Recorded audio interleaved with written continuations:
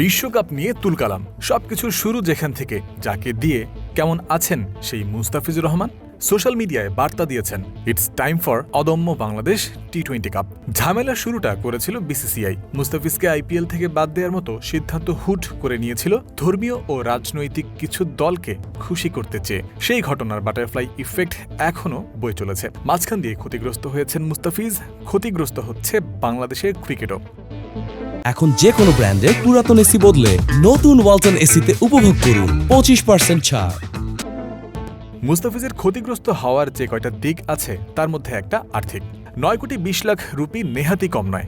একটা প্রশ্ন যে কারো মনে আসাটাই স্বাভাবিক, কেমন ফিল করছেন মুস্তাফিজ? প্রশ্নটা তাকে করাও করেছিলেন জাতীয় দলের সিনিয়র সহকারী কোচ মোহাম্মদ সালাউদ্দিন। উত্তরে মুস্তাফিজ কি বলেছিলেন তা শোনা যাক এই কোচের কাছ থেকেই। হ্যাঁ, কোশ্চেনটা আমি নিজেই মুস্তাফিজকে জিজ্ঞেস করছিলাম যে আসলে তুমি কি ফিল করতেছো? ও বলছিল লেট ইট গো, মানে চলে যাওয়া, এটা চলে গেছে, এটা চলে গেছে। তো আমার মনে হয় এটা সবাই তো আর মুস্তাফিজের মতো হতে পারবে না, বাট এটা হইলেই আসলে ওই ছেলেটার জন্য, ওই প্লেয়ারের জন্য সবচেয়ে বেস্ট হবে।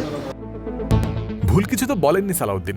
আইপিএল খেলার সুযোগ হারিয়ে, বিশ্বকাপ খেলার সুযোগ হারিয়ে সব সময়কার মতো নির্লিপ্ত অবস্থাতেই আছেন মুস্তাফিজ। সবার জন্য এমন হওয়া সহজ নয়।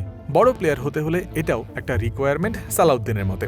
সহজ কথা, যা নিজের নিয়ন্ত্রণে নেই তা নিয়ে হাজার মাথা ঘামালেও কেউ বদলাতে পারবে না। ফিজের কাছ থেকে এটাও শেখার এক জায়গা।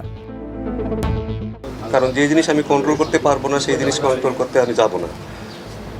অ্যাজ এ প্লেয়ার, আপনি যদি বড় প্লেয়ার হতে চান বা যে কোনো পরিস্থিতি থাকেন, আপনি বা আপনার চাকরির ক্ষেত্রেও আপনি প্রমোশন দিবে কি দিবে না তা সে হতাশায় যদি আপনি মরে যান, তাহলে আসলে আপনার কারেন্ট অবস্থাটা আপনি বুঝতে পারবেন না।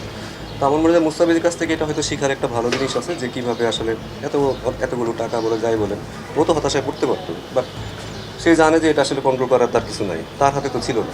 তো আমার মনে হয় বেশ জিনিসটা আসলে মুস্তাফিজের কাছ থেকে আমি শিখেছি এবং আমরা অন্যরা হয়তো এর থেকে শিখি।